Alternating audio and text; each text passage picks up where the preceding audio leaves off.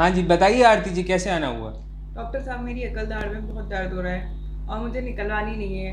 अच्छा। और मैंने सुना है कि इससे आंखों की रोशनी बहुत कम हो जाती है। अच्छा। मेरी पड़ोस वाली आंटी निकलवा के गई है, जब से वो कह रही अच्छा। है उनकी रोशनी आधी हो गई है। अच्छा। और डॉक्टर साहब, इसको अकल दाढ़ी क्यों बोलते हैं? अच्छा। हाँ। अच्छा, मैं इन सारे सवालों का जवाब दूंगा, आगे आने वाली वीडियो में देखते हैं।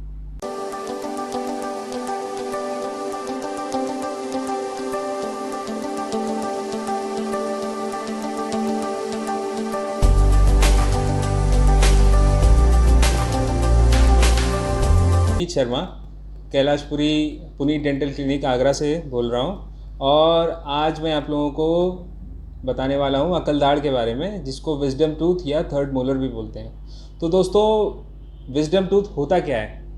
विजडम टूथ हमारे मुंह का सबसे लास्ट दांत होता है, थर्ड मोलर, जो कि first second third third molar होता है। जैसे कि इसमें भी देख पा रहे हैं आप ऊपर, फर्स्ट सेकंड थर्ड। कुछ केसेस में ये दांत ऐसा भी होता है जो कि निकल नहीं पाते बाहर। ये देखिए, ये लेटा हुआ है दांत पूरा। तो दोस्तों, हम आज इसी के बारे में बात करने वाले हैं। तो दोस्तों, सबसे पहला सवाल लोगों का पूछे जाने वाला कि दांत निकलवाने से क्या आंखों की रोशनी पे फ़र्क पड़ता है? नहीं दोस्तों, ऐसा कुछ नहीं होता। और मैंने आज तक जितने भी दांत उखाड़े हैं, आज तक मैंने कभी किसी भी मरीज़ की परेशानी ये नहीं देखी है उसके बाद में कि उसकी आंखों की रोशनी में कोई फ़र्क पड़ा। हो सकता है किसी ज़माने में जब मेडिकल साइंस ने इतनी तरक्की नहीं करी थी और जब गलत तरीक़े से दांत उखाड़े जाते थे, तो हो सकता है कभी किसी इन्फेक्शन की वजह से किसी इंसान के आंखों की रोशनी में फ़र्क पड़ा हो, जिसकी वजह से ये बात मशहूर हो गई है।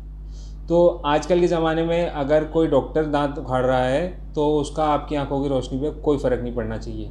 ठीक है दोस्तों। दूसरी बात, इसको अकलदाढ़ क्यों बोलते हैं? तो अकलदाढ़ इसको हम इसलिए बोलते हैं क्योंकि ये जिस उम्र में निकलती है वो मोस्टली इंसान के विजडम के उम्र होती है, जब वो समझदार होना शुरू होता है, जो कि इसका टाइम होता है निकलने का 17 साल से लेके 21 साल तक की उम्र का। थोड़ा एक दो साल ऊपर नीचे हो सकता है, लेकिन जनरल जो एज है वो यही है।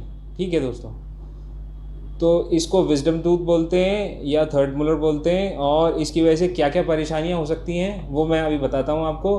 कुछ लोगों के, जैसे कि जिनका विजडम टूथ ऐसा लेटा हुआ होता है या टेढ़ा होता है या आगे की तरफ होता है, वो आप अभी इन फ़ोटोज़ में देखेंगे।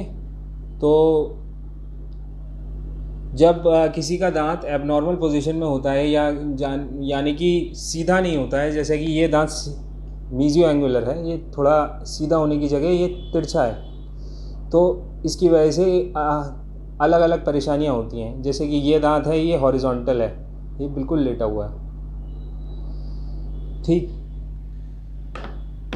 तो थर्ड मोलर किसी भी पोजीशन में मिल सकता है आपके जबड़े में।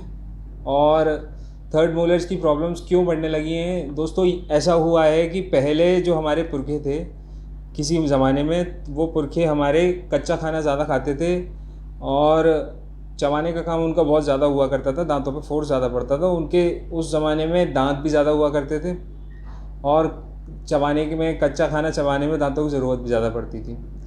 अब आजकल के ज़माने में हम लोग सब कुक्ड फूड खाते हैं, जो कि अच्छे से पका हुआ होता है, तो उसमें हमें ज़्यादा चबाने की ज़रूरत नहीं पड़ती है। सॉफ्ट डाइट होती है हमारी पहले के ज़माने से कंपैरेटिवली।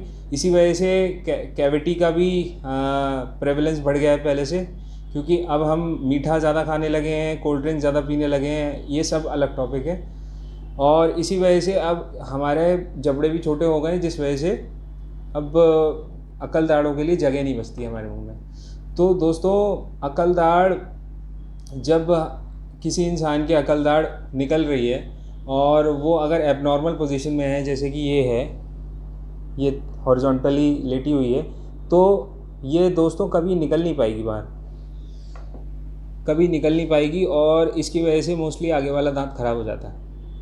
आगे वाला दांत या तो रिजॉल्व हो जाता है, उसकी एक जड़ गल जाती है, या फिर उसमें कीड़ा लग जाता है। वो सब डिपेंड करता है कि आपके दांत की पोजीशन कैसी है, विजडम टूथ की पोजीशन कैसी है। तो दोस्तों, मैं तो यही एडवाइस दूंगा आपको, जैसे ही अगर आपको कोई परेशानी हो रही है अपने मुंह में, अकल दाढ़ या फिर पीछे की तरफ मुंह में खोलने में बंद करने में या प्रेशर फील हो रहा है पीछे अकल दाढ़ की तरफ, तो आप अपने डॉक्टर को दिखाएं।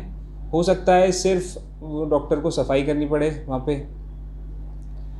हो सकता है कि उसको कुछ आपको एक्सरेज कराने पड़े जिससे कि वो पता चले कि अकल दाढ़ किस पोजीशन में है, और उसके हिसाब से फिर आपका ट्रीटमेंट डॉक्टर साहब आपको समझाएंगे। तो ट्रीटमेंट्स में क्या क्या होता है कि अगर दांत सीधा है और निकला हुआ है, बस थोड़ा सा उसके ऊपर मसूड़ा है तो वो मसूड़ा दिक्कत दे रहा है तो वो मसूड़ा हटा दिया जाता है थोड़ा सा। या फिर अगर दांत एबनॉर्मल है, टेढ़ा मेढ़ा है, अंदर गलत पोजीशन में है, तो फिर वो दांत निकाल दिया जाता है। और ये सब काम बड़े ही अच्छे तरीके से होते हैं और इसमें घबराने वाली कोई भी बात नहीं होनी चाहिए आपके लिए। ठीक है दोस्तों, तो आप लोगों को अगर कोई भी सवाल हो तो नीचे कमेंट सेक्शन में आप कमेंट करिए और मैं उसको समझाने की कोशिश करूँगा आपको।